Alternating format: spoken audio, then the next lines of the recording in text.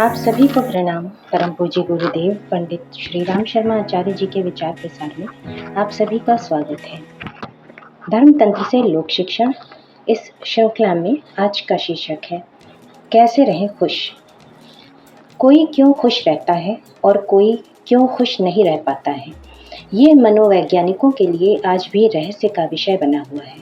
विगत दिनों हुए एक सर्वेक्षण के अनुसार फिनलैंड के लोग दुनिया में सबसे खुश लोग हैं। डेनमार्क, आइसलैंड, स्विट्जरलैंड और नॉर्वे उस सूची में शीर्ष देशों में शामिल हैं, जबकि 155 देशों की उस सूची में भारत 133वें स्थान पर है। सूची में सम्मिलित देशों में लगभग 1000 लोगों से कुछ सवाल पूछे जाते हैं, जिनके आधार पर यह सूची प्रतिवर्ष वर्ल्ड हैप्पीनेस डे यानी 20 मार्च को जारी की जाती है। खुश रहना एक मानसिक दशा है। खुश रहने के लिए दौलतमंद होना ज़रूरी नहीं है।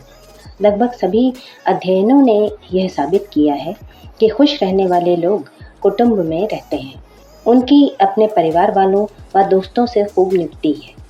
हार्वर्ड विश्वविद्यालय के हैप्पीनेस विशेषज्ञ डैनियल गिलबर्ट के अनुसार हमारे पास परिवार होता है तो हम खुश होते हैं, दोस्त होते हैं तो हम और भी खुश होते हैं, और जीवन में जो भी चीज़ें हमें प्रसन्नता दे रही होती हैं वे सब भी किसी न किसी रूप में परिवार व दोस्तों के रास्ते ही आ रही होती हैं। वर्षों तक इस विषय का अध्ययन करने वाले जॉर्ज वेलेंट के अनुसार हमारे जीवन को जो सबसे अधिक प्रभावित करते हैं वे हैं दूसरों के प्रति हमारे संबंध। ये संबंध ही हमको दूसरों से जोड़ते हैं और हमारे जीवन को प्रभावित करते हैं। इसलिए जीवन में रिश्ते बहुत मायने रखते हैं और हमारी खुशियों को सबसे अधिक प्रभावित करते हैं। जर्नल ऑफ सोशियो इकोनॉमिक्स के आंकड़ों की बात मानी जाए तो व्यक्ति के रिश्ते बहुत कीमती होते हैं। यह भी देखा गया है कि बाहरी समृद्धि ने व्यक्ति को भीतर से खोखला करने का काम किया है।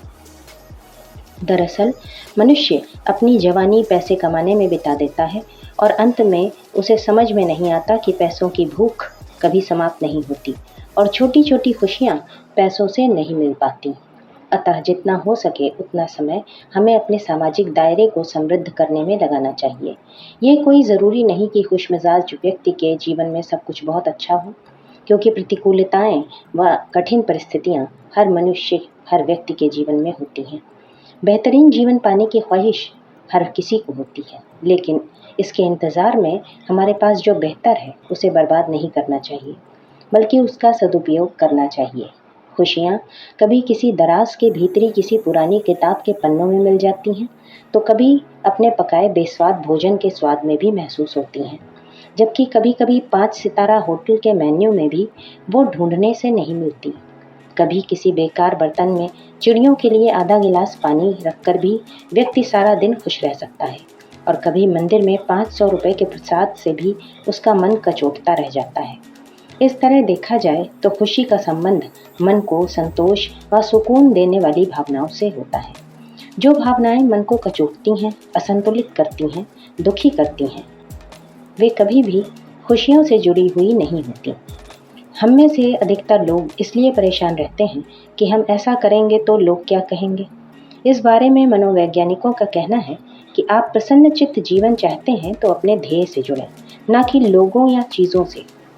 मनोविशेषज्ञ भी कहते हैं कि खुश रहने और सफल होने के लिए ज़रूरी है कि दूसरों की परवाह न करते हुए वही करें जो आपका अंतर्मन कहता हो। किसी के कुछ कहने के भय से अपने सपनों को पूरा करने की दिशा में कोई प्रयास ही न करना अंततः हमें ही दुख देगा। सार्थक ढंग से सुनियोजित तरीकों से उठाए गए कदम सिर्फ हमें खुशियाँ ही नहीं देते, बल्कि संतुष्टि भी देते हैं। सकारात्मक सोच और निरंतर प्रयास खुश रहने के बीज मंत्र हैं। अपनी क्षमताओं को पहचानते हुए बेहतर तरीके से किए गए सतत प्रयास जिंदगी के किसी भी क्षेत्र में सफलता पाने की गारंटी देते हैं। लेकिन सफलता की ये राह कभी भी आसान नहीं होती, बल्कि कष्ट कठिनाइयों से भरी हुई होती है।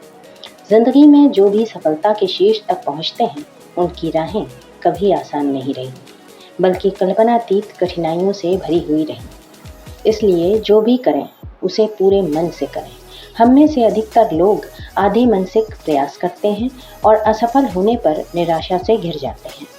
जबकि खुशियों को स्थायी बनाए रखने के लिए ज़रूरी है कि हम उन सभी के प्रति आभार महसूस करें जिन्होंने हमें कभी न कभी किसी रूप में सहायता प्रदान की है।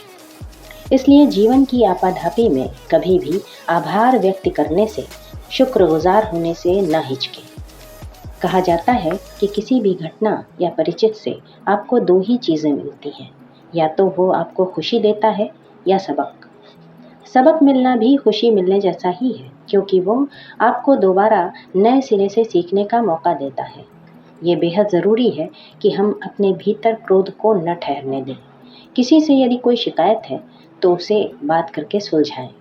अपनी बात स्पष्ट रूप से रखें। अपनी आलोचना सुनने की भी आदत डालें।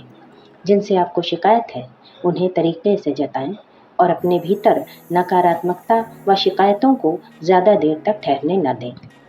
मन के सुकून के लिए व दिल को हल्का रखने के लिए ये बहुत ज़रूरी है कि ऐसा नज़रिया रखें कि जो बीत गई सो बात गई।